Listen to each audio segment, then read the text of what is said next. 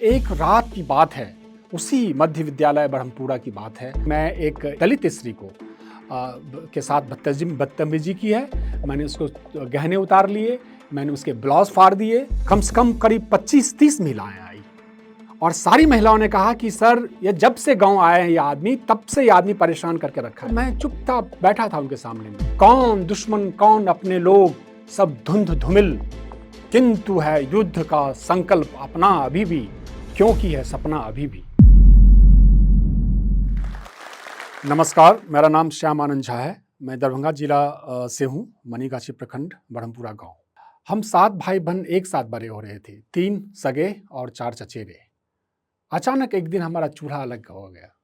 वह इतना बड़ा इमोशनल शॉक था मेरे लिए कि मैं आपको बता नहीं सकता हूँ। और मुझे याद है कि मेरी माँ इस बात को जाने अनजाने, जब हम बहुत बच्चे थे, जब हमें कोई बोध नहीं था, तब कहती थी कि देखो, तुम्हारे 2 चाचा हैं और एक बहुत बड़ा आदमी है और एक बहुत छोटा आदमी है, और उन दोनों के बीच में बड़ाई और छोटाई का आधार क्या था? सिर्फ पढ़ाई।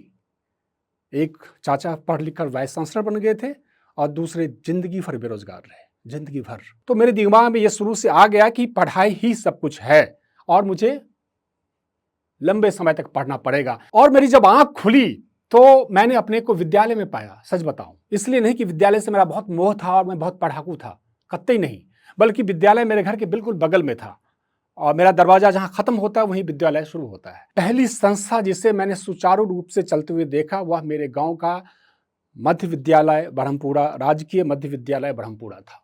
मिडिल स्कूल के शिक्षक तो कुछ ऐसे निर्दयी थे और वो जिस तरह से बच्चों की पिटाई करते थे। और मैं आपको बताऊं कि अभी सामाजिक कार्य करने के सिलसिले में मुझे दलित बस्ती में काम करना पड़ा है। और मैं दलित बस्ती में जब काम कर रहा था तो कुछ मुझसे बहुत सीनियर लोग मिले और उन्होंने मुझे कहा, मैंने कहा कि तुम कहाँ तक पढ़े हो, आप कहाँ तक पढ़े हो? तो उन्होंने बताया कि अरे मैं कहाँ तक पढ़ता, मेरी तो पढ़ाई छूट गई, क्योंकि मेरी इतनी पिटाई हुई स्कूल में और इतनी पिटाई हुई कि हम पढ़ नहीं पाए। और ये बात मैं बता रहा हूँ, जब पीछे मैं मुड़ के देखता हूँ तो मुझे लगता है कि यह भेदभाव होता था, हमारे स्कूल में भी होता था, खासकर दलित बच्चों के खिलाफ और अल्पसंख्यक बच्चों के खिलाफ। शिक्षक, कुछ जो ऊंची जाति के शिक्षक थे, वो बहुत ही क्रूरता से पेश आते थे। जो बातें मुझे सब चीजें दिखाई दिया कहाँ पे, जब मैं जेएनयू आया तब। 89 में मैं पहली बार अपने घर से निकला था। 89 अप्रैल की कोई सुबह थी, मुझे याद है। और एक चमड़े का सूटकेस था मेरे पास। और 89 के बाद मैं जब गांव लौट के आया पहली बार, वह 2014, करीब 25 साल बाद। इस बीच में बहुत कुछ हुआ था मेरे जीवन में। इस बीच में मैं नौकरी की, इस बीच में मैं शादी की, इस बीच में बच्चे हुए, परिवार बसाया मैंने। गांव में जब मैं लौट के गया तो 3 चीजें नष्ट, सारी चीजें नष्ट हो गई गांव में। क्या क्या नष्ट हुआ उसको बता रहा हूँ। पहले तो विद्यालय नष्ट हो गया मेरे गांव का। दूसरा, खेल का मैदान नष्ट हो गया मेरे गांव का। तीसरा, तालाब, जिस तालाब में हम नहाते थे, तालाब नष्ट हो गया। मतलब जो कम्युनिटी की स्पेस थी, उस स्पेस से किसी का कोई मोह नहीं रहा। और एक रात की बात है, उसी मध्य विद्यालय ब्रह्मपुरा की बात है।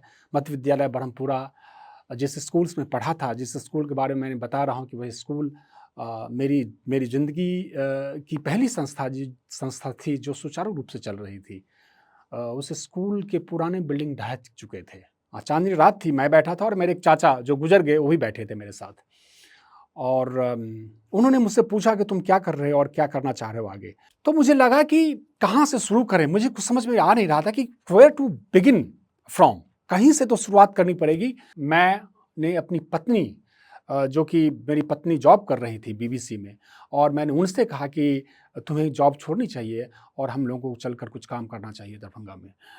मैं बता नहीं सकता हूँ कि मैं जब पीछे लौट कर देखता हूँ तो मुझे लगता है कि वह जोश था, लेकिन वो कितना बड़ा सेक्रीफाइस था। मेरा बच्चा 8वीं कक्षा में पढ़ता था, वह छोड़ने लायक नहीं था। मेरे पिताजी बहुत बीमार थे, हालांकि वो मेरे भाई के साथ रहते थे तो मेरे पास में ये सहूलियत थी। मेरे भाई अकेले पड़ गए थे। मेरे भाई ने कहा कि मैं बहुत टेंशन में आ गया मुझे जब पता चला कि तुम छोड़ के जा रहे हो वापस गांव, क्योंकि मेरे पास में भी कोई आदमी नहीं रहेगा जो आसपास में, 2 माँ बाप हैं उनकी देखभाल करने के लिए। लेकिन सब चीज़ के बावजूद हम लोग दरभंगा गए, वहाँ पे एक स्कूल की स्थापना की।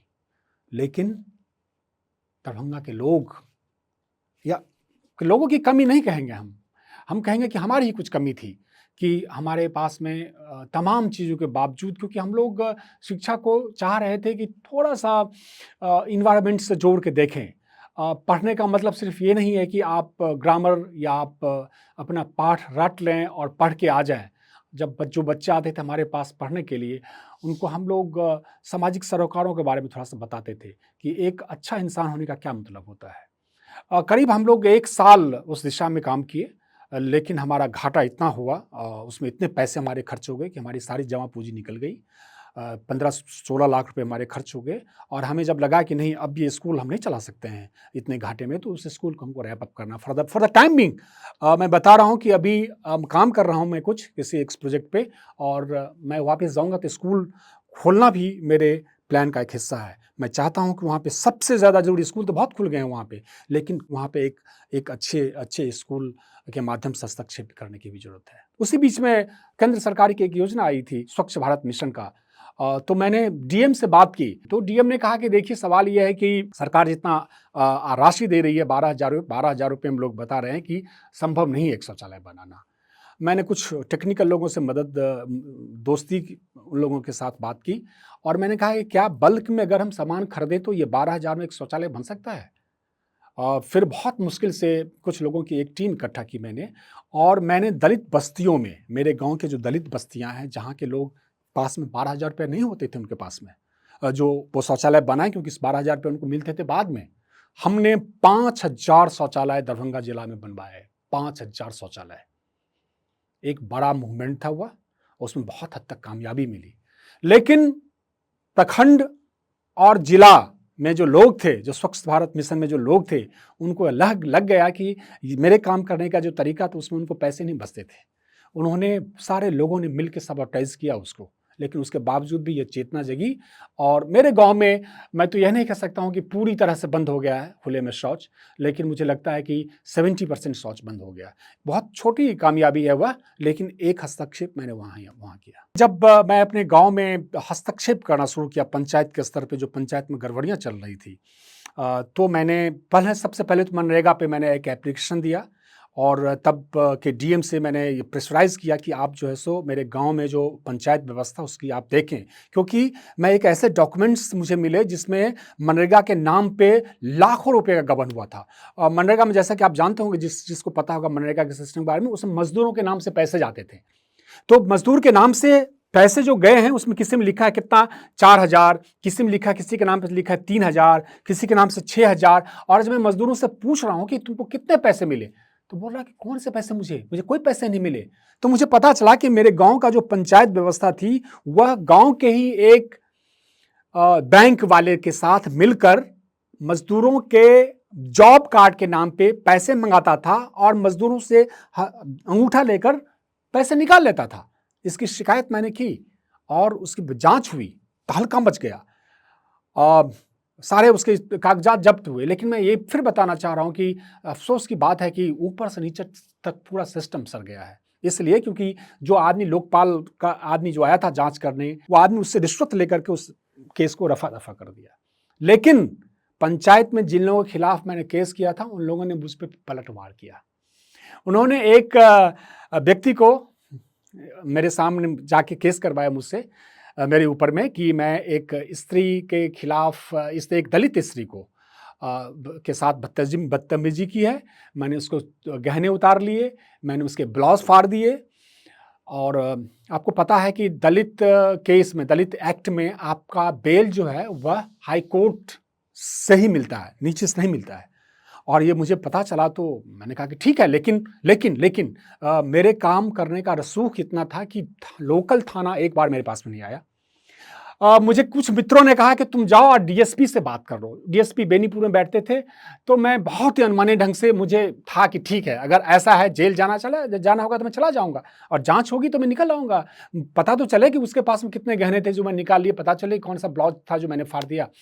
तो मैं जब डीएसपी से मिला, अंजनी प्रसाद सिंह उनका नाम था, और अंजनी प्रसाद सिंह ने मुझे एक दिलचस्प बात कही जो मैं आपका यहाँ बताना चाहूँगा। उन्होंने कहा कि झा साहब, मैं इस केस की तफ्तीश करने गया था आपके गांव, और आपके खिलाफ तो बहुत सारे लोग आए, कम से कम करीब 25-30 महिलाएं आई, और सारी महिलाओं ने कहा कि सर ये जब से गांव आए हैं ये आदमी, तब से ये आदमी परेशान करके रखा है लोगों ने। और मैं चुपचाप बैठा था उनके सामने में। लेकिन फिर अंजनी प्रसाद ने कहा कि लेकिन यह बात मैं समझ गया कि आप कुछ अच्छा काम कर रहे हैं, क्योंकि किसी महिला ने यह नहीं कहा कि नहीं, आदमी जो है किसी का कपड़े फाड़ रहा है, किसी का जो है ये गहने उतार रहा है। मुझे लगा कि आदमी कुछ ऐसा कर रहा है जिससे लोगों को तकलीफ हो रही है, तो इसी व्यवस्था को हिलाने की कोशिश कर रहा है। तो आप कोई बात नहीं, मैंने आपके आने से पहले आपकी रिपोर्ट, क्योंकि उसमें रिपोर्ट डीएसपी ही लिखता है, वही जाँच करता है, एसपी इंस्पेक्टर जाँच नहीं करता है, डीएसपी जाँच करता है। बोला कि मैंने आपकी रिपोर्ट आपके आने से पहले आपको क्लीन चिट दिया है, आप जाइए, जो आप अच्छा काम कर रहे हैं करते रहिए, और हमारी कभी ज़रूरत महसूस हो तो आप मुझे याद कीजिएगा। तो I felt very good about it. तो एक बड़ा दिलचस्प ये था। लेकिन और मैं वैसे भी बहुत डरता नहीं हूँ चीज़ों को। जब मैं अपने परिवार को तोड़ के, दिल्ली के पूरे सेटअप को तोड़ के गाँव जाने की हिम्मत रख सकता हूँ, तो फिर 2, 4, 5, 10, 1 महीने के लिए जेल जाने के लिए क्या दिक्कत है। कोई काम हो, अगर बड़ा काम हो, उसके लिए कुछ भी कह सकता है। लोगों ने जान दी है, कुर्बानियाँ दी है, हम थोड़ी सी अपने कंफर्ट लेवल से हम बाहर जाके कोशिश काम कर रहे हैं। मैं कोई बड़ा काम नहीं कर रहा हूँ, बहुत सारे लोग हैं जो बहुत बड़ा काम कर रहे हैं, हम लोग बहुत छोटा काम कर रहे हैं। और अपनी बात मैं धर्मवीर भारती की एक बहुत मशहूर कविता से ख़त्म करना चाहूँगा, जिसे मैं अक्सर अपने दोस्तों को भी सुनाता हूँ। इसलिए तलवार टूटी अश्व घायल, इसलिए तलवार टूटी अश्व घायल, कोहरे डूबी दिशाएं, कौन दुश्मन कौन अपने लोग, सब धुंध धुमिल, किंतु है युद्ध का संकल्प अपना अभी भी, क्योंकि है सपना अभी भी। सपना मेरे पास में जिंदा है, और ये युद्ध, ये संघर्ष जो हमने छेड़ा है वो जारी रहेगा, क्योंकि सपना भी जिंदा है। अहाँ सब एकरा सब्सक्राइब करू, लाइक करू, और जत्ते से जत्ते मैथिल छै उनका बीच में शेयर करू। और नया नया प्रेरणादायक कहानी, बहुत सारा खिस्सा अहाँ के सुनल मिलत, तो बस बनल रहू।